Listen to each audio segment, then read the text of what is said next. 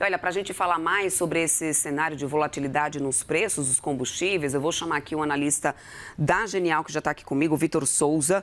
Muito bom dia para você, Vitor. Bem-vindo aqui à nossa programação sempre, meu querido. Muito obrigado, bom dia a todos e espero poder ajudar naquilo que for possível. Vitor, vamos lá, né? Eu quero já pegar o gancho contigo no que a nossa repórter estava muito bem trazendo, a Gabriela Garcia, sobre essa baixa que a gente teve agora em relação aos combustíveis, mas tem alta da gasolina e ainda existe uma situação muito preocupante com o querosene de aviação, né? Tivemos já as companhias aéreas reduzindo ali, suspendendo alguns voos para o mês de maio. A expectativa já de um novo aumento no querosene de aviação a partir de agora. Bom, por um lado, a gente ganha por ser um país produtor de petróleo. Por outro, a gente perde porque a gente também tem uma dependência dessas importações. Buscando esse equilíbrio, qual que é, na tua visão, hoje, o principal gargalo para o brasileiro? É combustível, é gás de cozinha, é querosene de aviação? Onde mora aí a principal preocupação? Com certeza é na gasolina e no diesel, mas sendo principalmente no diesel, porque as importações, em relação àquilo que a gente consome, pelo menos uns 30% do diesel brasileiro ele é importado, tá? Então, assim, faltaria construir refinaria aí para conseguir reduzir essa dependência do mercado externo. E vale mencionar, né, que a gasolina e o diesel é aquilo que está mais presente no nosso dia a dia. Então, com certeza, isso acaba impactando muito mais a população do que outros derivados do petróleo. Bom, além disso, né, a gente tem essa preocupação do quanto que isso pode realmente afetar, por exemplo, o querosene de aviação. É uma discussão que vai além, né? Eu quero entender do teu ponto de vista mais sobre isso, porque quando esse combustível sobe no patamar como a gente tem tido, né? Tivemos um aumento de 54% em abril e uma expectativa, né, de acordo com algumas apurações aqui da CNN, de mais um ajuste agora para maio, na casa dos 20%. Quando a gente sobe, tem uma alta dessa forma, quais são os efeitos, né, mais relevantes na tua visão, Vitor? É passagem aérea realmente ficando mais cara? É essa suspensão, né, de algumas rotas? Malha regional, né, então, portanto, que sofre? É inflação ali de serviços? Onde que fica a pior pressão para o setor nessa situação? Porque, imagina, somando-se aí, seriam 70% praticamente de aumento do querosene de aviação, que é boa parte das despesas dessas companhias, né? Tá.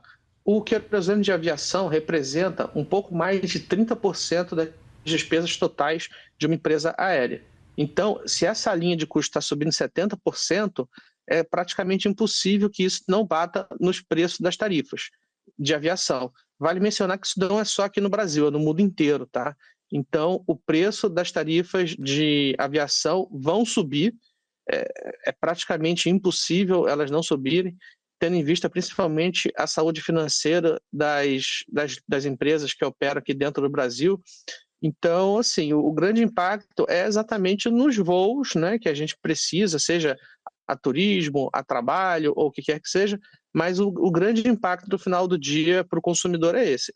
As passagens aéreas vão ficar mais caras. Eu não acompanho especificamente os indicadores de preço de passagem aérea, mas, assim, vendo os amigos próximos e algumas pesquisas que eu tenho feito, a impressão que eu tenho é que o preço da passagem aérea já subiu.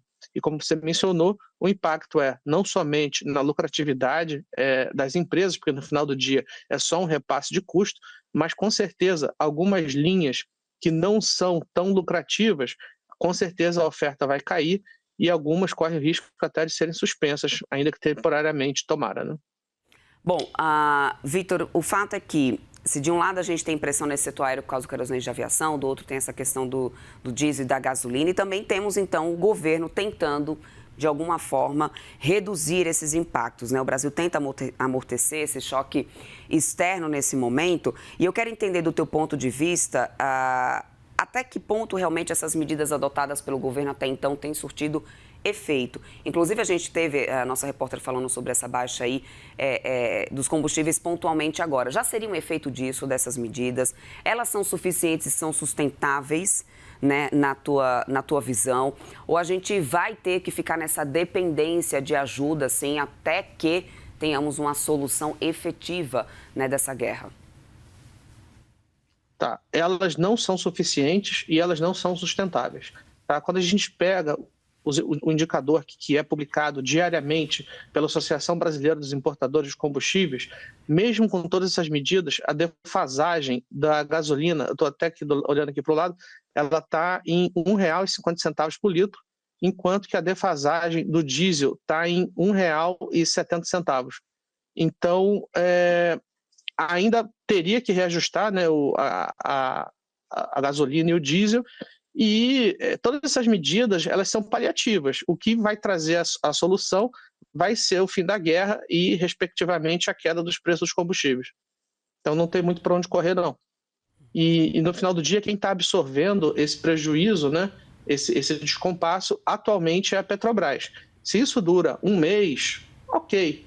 Agora, se isso dura um ano, aí já é algo assim que vai afetar a saúde financeira da empresa.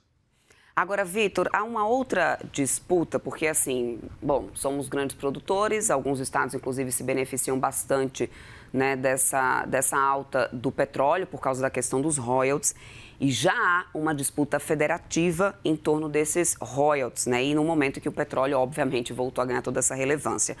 Na sua visão, o Brasil corre o risco agora de entrar numa fase de que o petróleo caro deixe de ser apenas uma variável de mercado e passe também a influenciar muito fortemente as decisões políticas, fiscais e regulatórias, porque já há uma disputa rolando aí por parte dos estados. Com toda certeza. Na realidade, eu acho que hoje a disputa é muito mais política, porque todo esse constrangimento está acontecendo no ano eleitoral, e essas medidas são exatamente para não trazer nenhum constrangimento do ponto de vista eleitoral para os políticos. Então, todas essas medidas, vamos recomprar refinaria, vamos aumentar a fiscalização acima dos postos, elas acontecem de sobremedida exatamente por causa do ano eleitoral. Tá? Isso aconteceu no início do governo Lula e eles passaram reajuste. Eu quero lembrar vocês que na época do Jean Paul Prats, né, do ex-CEO da empresa, houve um reajuste, se não me engano, da casa dos 20%, porque não era ano eleitoral, né? O governo tinha acabado de ser eleito e etc. e tal. Então, sem a menor sombra de dúvida, o petróleo ir para cima de $100 nesse momento, isso traz sim um constrangimento para a empresa, para o segmento político como um todo. Perfeito. Vitor Souza, meu querido, analista de combustíveis da Genial. Quero muito agradecer tua participação aqui conosco. Obrigada pelo seu tempo. Boa quinta-feira para você, bom restinho de semana também, Vitor. Até uma próxima. Muito obrigado, bom dia a todos e bons negócios. Obrigada.